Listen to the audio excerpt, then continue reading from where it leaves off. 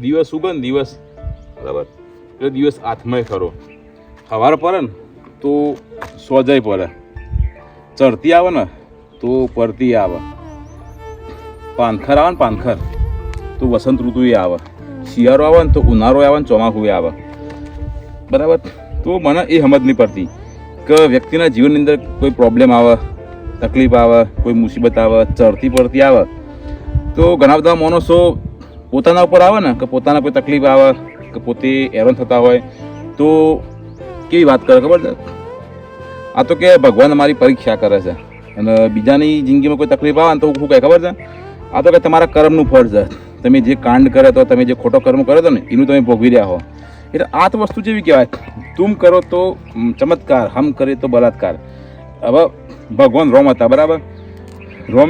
રોમ ભગવાનને બીજા દિવસે સવારે સિંહાસન મળવાનું હતું તો એમનો વનવાસ થઈ ગયો.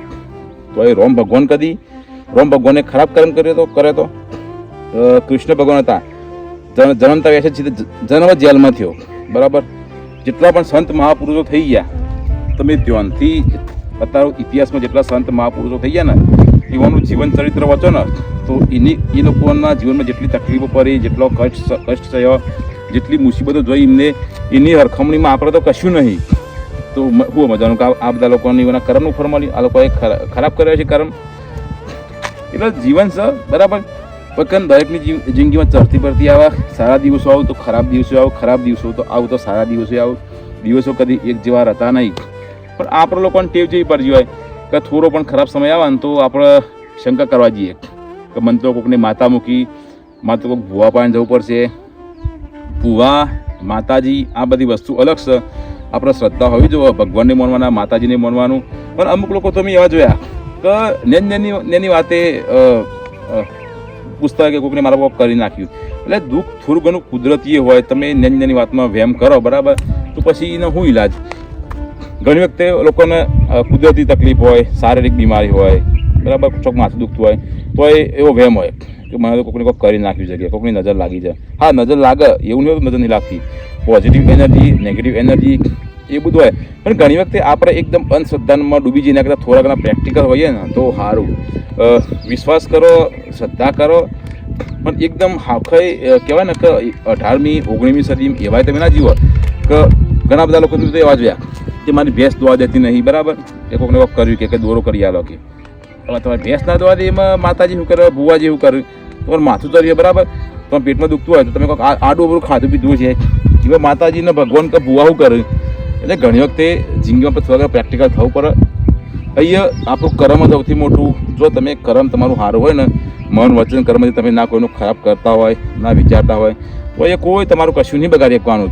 હું તો કહું, જો આજકાલ જેટલી બધી પોલીસ છે, મોટા મોટા ઓફિસરો છે, આપણી સરકાર છે, પણ જો સુધી આપણે લોકોએ કોઈ ગુનો નહીં કરે, બરાબર, આપણે લોકોએ કોઈ ભૂલ નહીં કરતા તો ગમે એટલો મોટો ઓફિસર હોય, પીઆઈ હોય, પીએસઆઈ હોય, આઈપીએસ હોય, ડીઆઈજી હોય, ડીજી હોય, ડીજીપી હોય, ઈડી હોય, સીબીઆઈ હોય, સીઆઈડી હોય, એફબીઆઈ હોય, બરાબર, કોઈ તમારું કશું બગાડીએ કે ભલે ના પણ ગમે એટલી સત્તા, ગમે એટલા પાવરફુલ હોય તો પ્રોબ્લેમ શું છે?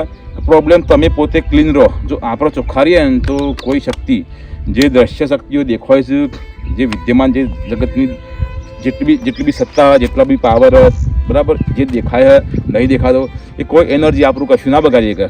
કારણ કે તમે ફોલ્ટમાં નહીં, અને તમે ફોલ્ટમાં હોય, તમે કોઈકનું કરી નાખો, કોઈકની ઓતરે દુખાવો, કોઈકનું દિલ દુખાવો, તો એની માતાએ તમારા ઉપર કોમ કરી જશે, એનો ડેરો તમારા પર કોમ કરી જશે, યુવાની બધું હોય તમારા ઉપર દેહ બનીને કે મૂઠ કોક સમજીને કોકને કહેતા કે પેલા પર મૂઠ મારી કે પેલા પર કાવતરું કર્યું, પેલા પર વિધિ કરી. એ વિધિ કાવતરું બીજું કોઈ નહીં કે તમારું કરેલું ખોટું કર્મ અને પેલાની બધું એ માતા બનીને આવશે, કાવતરું બનીને આવશે, બધું થઈને આવશે, તમારું ખરાબ નસીબ બનીને આવશે. પણ આપણે મન વચન કર્મથી કોઈનું નહીં ખરાબ કરતા, નહીં વિચારતા. એ છતાં તમારી જીવનમાં તકલીફો પડી, તકલીફો તો કોના જીવનમાં નહીં પડી? નરસિંહ મહેતા હોય, સુદામા હોય, શ્રી કૃષ્ણ હોય, રામ હોય, નાનક હોય, કબીર હોય, બુદ્ધ, મહાવીર, ઇતિહાસ વાંચી લો, જીવન ચરિત્ર વાંચી લો. આ બધાની જિંદગીમાં જે તકલીફો પડી ને એની હરખમણીની તકલીફો તો આપણે કોઈ નહીં. પણ આપણે નિંદાની વાતે આપણે આમ કહેવાય કે દુઃખી થઈ જતા હોય, મારે તો ક્યાં મરી જવું છે, મેં તો કોઈનું ખરાબ કર્યું, મેં કોઈનું કાંઈ ખરાબ નહીં કર્યું તો મારા અંગાત ભગવાન આવું કરે છે. હવે બધી વધારે તો વિડીયો લોબુ કરાયો નહીં, પણ વાત સમજી લો કે સંચિત કર્મ કોને કહેવાય, પ્રારબ્ધ કર્મ કોને કહેવાય અને ક્રિયામાન કર્મ કોને કહેવાય. એના માટે બહુ બધું ડીપમાં જવું પડશે. જે બધી વસ્તુ આ વિડીયોમાં કવર નહીં કરી તો મેં શોર્ટમાં તમને કહું કે ઘણા બધા આપણો સંચિત કર્મો હોય એ હજુ સુધી ગોડાઉનમાં પડે, બરાબર, એ તમને હાલ ડિસ્ટર્બ નહીં કરે, એ સ્ટોકમાં છે, ભવિષ્યનું ફળા છે. અમુક ક્રિયામાન કર્મ હોય કે વર્તમાન પરિસ્થિતિમાં આપણે હાલ પ્રેઝન્ટની અંદર વર્તમાનમાં તમે જે કર્મ કરો સારું ખોટું એ તમારું ક્રિયામાન કર્મ કહેવાય, એ તમારે આગળ ફળા છે. અને બીજું એક હોય પ્રારબ્ધ કર્મ, જે તમારા જૂનો કર્મો હોય ને એમાંથી અમુક કર્મો સ્ટોક લઈને મિક્સ કરીને તમને મનુષ્યનો અવતાર મળે છે, આ શરીર મળ્યું છે, તો અમુક નક્કી જ છે કે તમારા આટલા પ્રારબ્ધ કર્મો લઈને તમારે આટલા ટાઈમે આ તમારા સુખ દુઃખ તમારે ભોગવવાનો જ છે અને તમારે ભોગવવા જ પર. આપણે ભક્તિ કરીએ, નામ જપ કરીએ, કોઈ થોડા સ્વભાવ હારાડીએ, કોઈની સેવા કરીએ તો બની ને કે તમારું જે દુઃખ હોય, પહાડ જેવું દુઃખ હોય એ પથ્થર જેવું કોકરા જેવું થઈ જાય. કે તમારી મુસીબત આવે પણ મુસીબત બહારથી દેખાતી હોય મુસીબત, પણ એ તમારા મન ઉપર પ્રભાવ નહીં કરે. કારણ કે જે સંત મહાપુરુષો રહ્યા જે મનને જીતી લે, સુખ દુઃખ છે એ મનમાં થાય, બરાબર. અને કોઈ પણ વ્યક્તિ યોગની અંદર ભક્તિમાં સતના માર્ગે બહુ વધારે આગળ વધ્યા ને તો એ મન બુદ્ધિથી પર થઈ જાય, એટલે એને સુખ દુઃખનો અનુભવ થાય નહીં.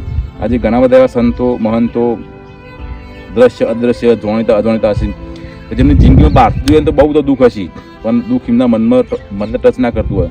એટલે આપણા જળની અંદર નહીં કહેતા કે કમર હોય એ પોણીમાં જતો હોય પણ પોણીને સ્પર્શ ના કરી શકતો હોય. તો ઘણી વખતે જિંદગીમાં આપણે એવું બરાબર ભગવાનને તમે એમ ના કહો કે ભગવાન તું મને દુઃખ ના આપતો.